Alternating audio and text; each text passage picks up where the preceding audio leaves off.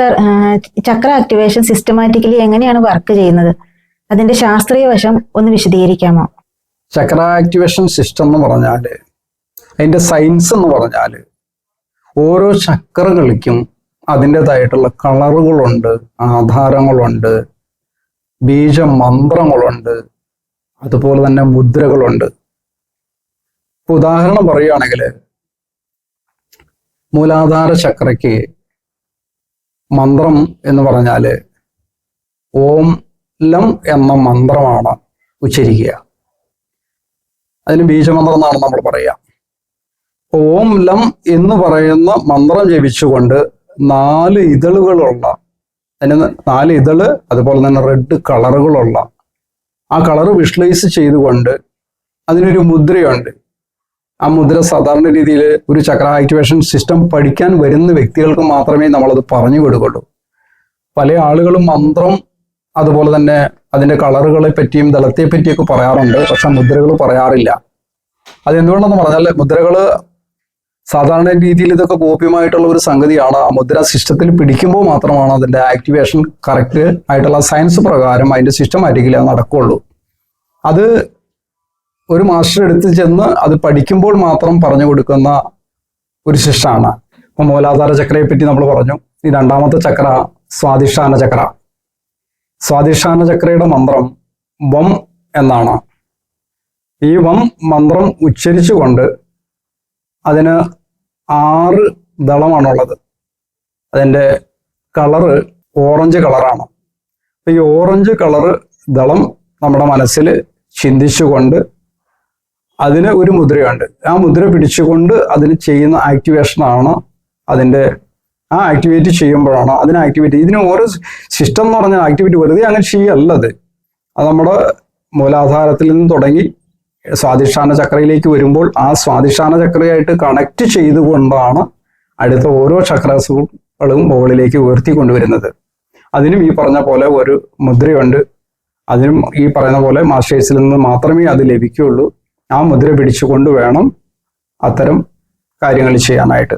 അതുപോലെ തന്നെ അടുത്ത ചക്രയിലേക്ക് പോകുമ്പോൾ, മണിപൂര ചക്രയിൽ എന്ന് പറയുമ്പോൾ മഞ്ഞ കളറാണ്, 10 ദളമുണ്ട് അതിന്. അതിൻ്റെ മന്ത്രം രം എന്ന മന്ത്രമാണ്. ആ മന്ത്രം ഉച്ചരിച്ചുകൊണ്ട് വേണം ആക്ടിവേറ്റ് ചെയ്യാനായിട്ട്. അതിനുമുണ്ട് ഒരു മുദ്ര. അതുപോലെ തന്നെ അനാഹത ചക്ര എടുക്കുകയാണെങ്കിൽ, അതായത് ഹൃദയചക്ര, അതിന് 12 ഇതളാണ്, പച്ച കളറാണ്.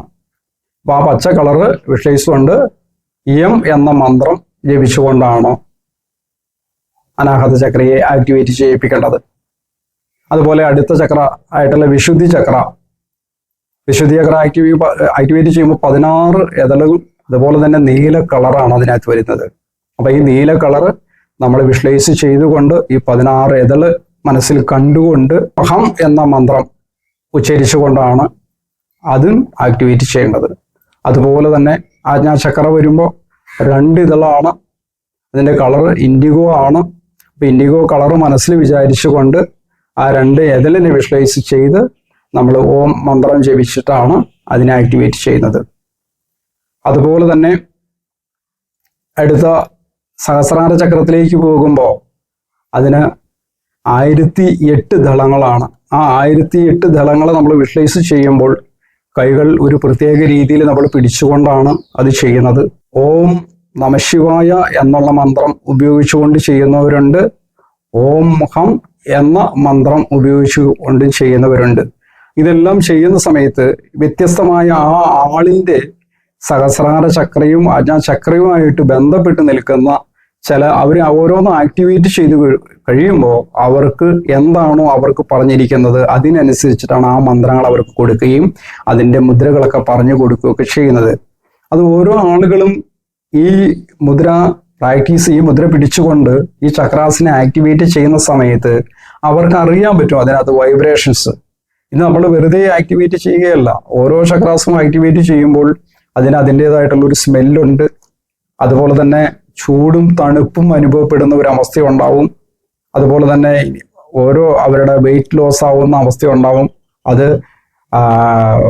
അതുപോലെ തന്നെ അവർക്കുണ്ടാവുന്ന വൈബ്രേഷൻസ് ഓരോ ചക്രയ്ക്കും വൈബ്രേഷൻസ് വ്യത്യസ്തമായ രീതിയിലായിരിക്കും.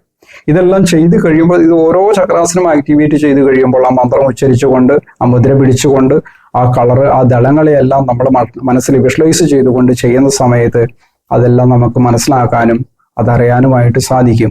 അത് കൃത്യമായിട്ട് ഇത് പിടിച്ച് ഇത് ചെയ്താൽ മാത്രമേ, ഇതിന് മുന്നോടിയായിട്ട് ചെയ്യേണ്ട പല കാര്യങ്ങളുണ്ട്. കാരണം പ്രാണായാമ വിധികളുണ്ട്. വെറുതെ ചക്ര ആക്ടിവേഷൻ സിസ്റ്റം ചെയ്തുകൊണ്ടായില്ല. അതിന് നമ്മൾ പറയുന്ന നാഡീശുദ്ധി പ്രാണായാമം എന്ന് പറയുന്ന ടെക്നിക്കുണ്ട്. അത് തന്നെ 5 തരം നാഡീശുദ്ധി പ്രാണായാമം വിധികളാണ് അതിനകത്ത് പറയുന്നത്. അത് കൃത്യമായിട്ട് പാലിച്ചുകൊണ്ട്, അതുപോലെ തന്നെ കുറച്ച് എക്സസൈസുകളുണ്ട്. ആ എക്സസൈസും ചെയ്തിട്ട് മാത്രം ഈ ചക്രകളെ ആക്ടിവേറ്റ് ചെയ്യാൻ ശ്രമിച്ചാൽ മാത്രമേ നിങ്ങൾക്ക് ഗുണപരമായിട്ടുള്ള, നിങ്ങൾ എന്താണോ ചക്ര ആക്ടിവേഷൻ സിസ്റ്റത്തിലെ സയൻസ് പറയുന്നത്, ആ സയൻസ് രൂപത്തിൽ നിങ്ങൾക്ക് അതിന്റെ ഗുണങ്ങൾ കിട്ടുള്ളൂ. അല്ലാതെ വെറുതെ ഏതെങ്കിലും ഒരു വീഡിയോ കണ്ടിട്ട് എന്തെങ്കിലും മന്ത്രങ്ങൾ ജപിച്ചിട്ട് നമ്മളെ ചക്രകളെ ആക്ടിവേറ്റ് ചെയ്യാൻ നിന്ന് കഴിഞ്ഞാൽ ഒരിക്കലും അത് സാധ്യമല്ല, ആകുന്നതല്ല.